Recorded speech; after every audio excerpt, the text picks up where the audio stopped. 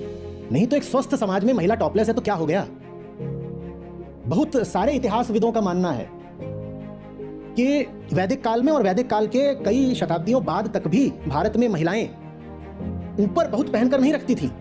और बहुत सीधी सी वजह है कि गर्म देश है, गर्म देश है। ये तो बाद में जब पश्चिम से आक्रमण होने लग गए और बंद मानसिकता और संकुचित बुद्धि के लोग आने लग गए, तो फिर यहां ये होने लग गया कि महिलाएं अपने आप को पूरा ढक कर रखेंगी, वरना घूंघट पर्दा तो छोड़ दो।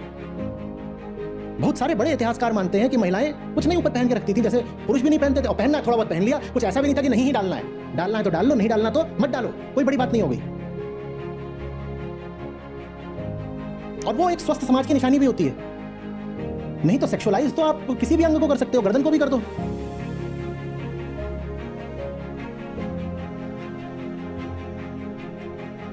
अरब देशों में अजीब सा माना जाता है साड़ी को।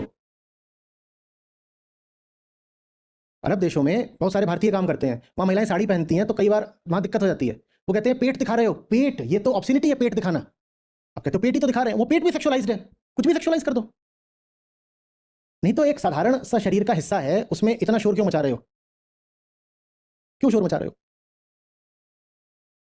यूरोप का कौन सा देश था मुझे याद नहीं आ रहा है, आज मुझसे बात हो रही थी, मैंने इटली कहा पर हुआ कि इटली में नहीं तो किसी और देश में होगा।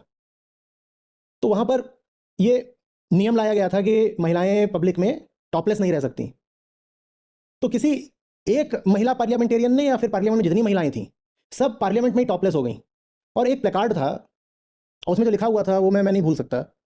और मतलब आज से ये मतलब 90s की बात है ये। तो उसमें लिखा हुआ था, जिस भी देश का नाम था, मान लो वो इटली है या फ्रांस है, जो भी देश था, वो खोज लेना कौन सा देश था, कि वाई इज, जो देश का नाम मान लो एक्स है, Y is X afraid of my boobs.